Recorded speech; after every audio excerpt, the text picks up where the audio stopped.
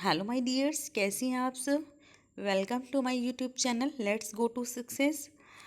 हमने अपनी last video में पढ़ा था 3 stages of money laundering process और उसमें हमने पढ़ा था प्लेसमेंट, लेयरिंग एंड इंटीग्रेशन।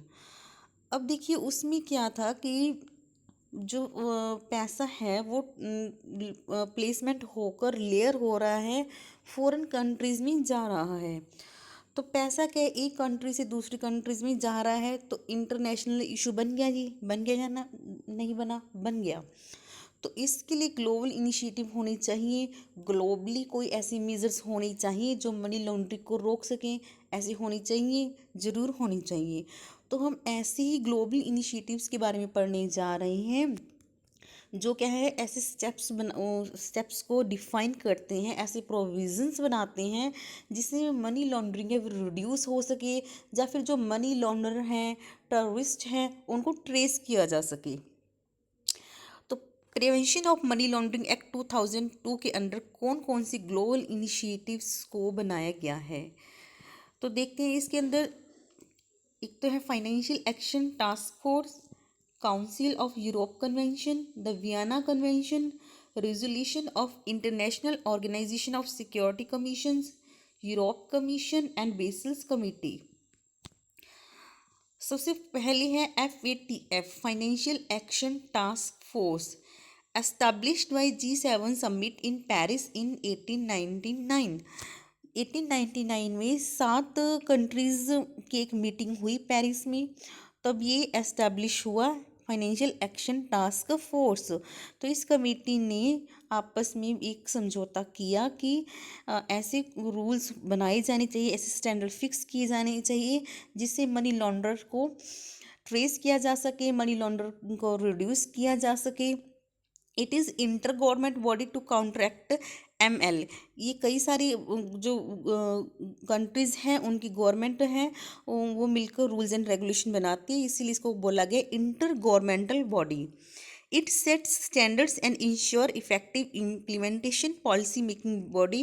क्योंकि ये बॉडी है, जो ये एंटिटी है, पॉलिसीज़ बनाती है, स्टैंडर्ड बनाती है और देखती है कि जो इसने स्टैंडर्ड बनाए हैं, रूल्स बनाए हैं, उनका इफेक्टिव सही ढंग से इम्प्लीमेंटेशन हो पा रहा है या नहीं। तो इसलिए इसको पॉलिसी मेकिंग बॉडी भी बोला जाता है। It made provisions for offences punishment and confiscation, सारी इनसे रिलेटेड प्रोविज़न बनाते हैं।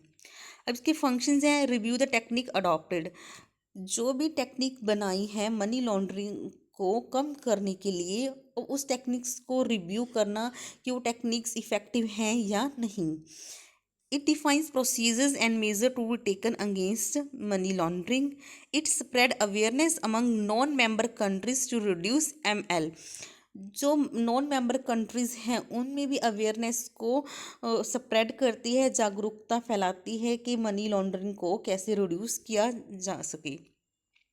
It laid emphasis on promotion of international cooperation in investigation. FATF का मानना है कि एक अकेली कंट्री, जब 2-3 कंट्रीज मिलकर इन्वेस्टिगेशन को नहीं रोक मनी लॉन्ड्रिंग को नहीं रोक सकती, क्योंकि जो मनी लॉन्ड्रिंग है एक इंटरनेशनल मुद्दा बन चुका है। ये क्या है, सभी कंट्रीज़ को इफ़ेक्ट करता है। तो सभी कंट्रीज़ को मिलकर कॉपरेट करना चाहिए, एक दूसरे का साथ देना चाहिए और इन्वेस्टिगेशन करने में, मनी लॉन्ड्रिंग के खिलाफ ऐसी एक्टिविटीज़ को प्रमोट करने में जो क्या है इसको कम कर सके। नेक्स्ट है council of Europe convention. Council of Europe convention also made anti money laundering standards. जो काउंसिल है यूरोप कन्वेंशन की, इसने भी ऐसे स्टैंडर्ड बनाए जो money laundering, anti money laundering हो, जो मनी लॉन्ड्रिंग को ख़त्म कर सके। To reduce such activities over the world, पूरे वर्ल्ड पर ऐसी एक्टिविटीज़ को कम करने के लिए। It promote international cooperation to investigate, search, seize and confiscate the proceeds of crime. और ये मेन 3 चीज़ों के साथ डील करती है, ऐसी एक्टिविटीज़ जो क्या है बहुत ज़्यादा प्रॉफिट जनरेट करती हैं। ऐसी मनी लॉन्ड्रिंग एक्टिविटीज़ वो कौन कौन सी होगी? Drug offences, narcotic activities, arm dealing, weapon activities, terrorist offences. Next है the Vienna convention. It is a collective effort of the members of United Nations to prevent money laundering. It promotes international cooperation in investigation. तो उन्होंने कि Vienna convention पर बल दिया, एक Vienna convention की गई जिसमें क्या क्या किया गया, एक मीटिंग हुई, तय किया गया, ऐसे रूल्स बनाए गए कि और विचार विमर्श किया गया कि मनी लॉन्ड्रिंग को कैसे रोका जा सके। क्योंकि जो आज का टाइम है वो मॉडर्न टाइम है, बहुत सारी टेक्निक्स डेवलप हो चुकी हैं। ऑनलाइन ट्रांसफ़र कर सकते हैं हम पैसे का, ऑनलाइन चैटिंग कर सकते हैं, कम्युनिकेट कर सकते हैं। तो जो मनी लॉन्ड्रिंग है वो बहुत ज़्यादा बढ़ रही है। तो ऐसे इसमें विचार विमर्श की गई कि इस टाइम में मनी लॉन्ड्रिंग को कैसे कम किया जा सके। The global community for the first time identified money laundering as an international crime in the year 1988। तो इन्होंने आइडेंटिफाई किया कि मनी लॉन्ड्रिंग क्या है, एक इंटरनेशनल क्राइम बन चुका है। When the United Nations adopted the Vienna Convention against illicit traffic in narcotic drugs and psychotropic substances, जब यूनाइटेड नेशन ने देखा एक कन्वेंशन की किसके अगेंस्ट, कि जो इलीगल ट्रैफिक है, इलीगल एक्टिविटीज़ हो रही हैं नार्कोटिक ड्रग्स में, ड्रग्स की सप्लाई बढ़ रही है, और साइकोट्रॉपिक सब्सटेंसेस कौन सी होगी, ऐसी ड्रग्स जो किसी पर्सन की मेंटली स्टेट को क्या करती हो, डिस्टर्ब करती हो। और ये कन्वेंशन साइन किया था 171 कंट्रीज़ ने। नेक्स्ट है Basel committee standard of principle. तो बेसल कमेटी हम सब जानते हैं ये क्या है, कमेटी बेसल में हुई थी, और ये क्या है, सभी बैंक्स के लिए रूल्स रेगुलेशंस बनाती हैं पूरे वर्ल्ड लेवल पर, और हर कंट्री को इनकी रूल्स को फॉलो करना पड़ता है।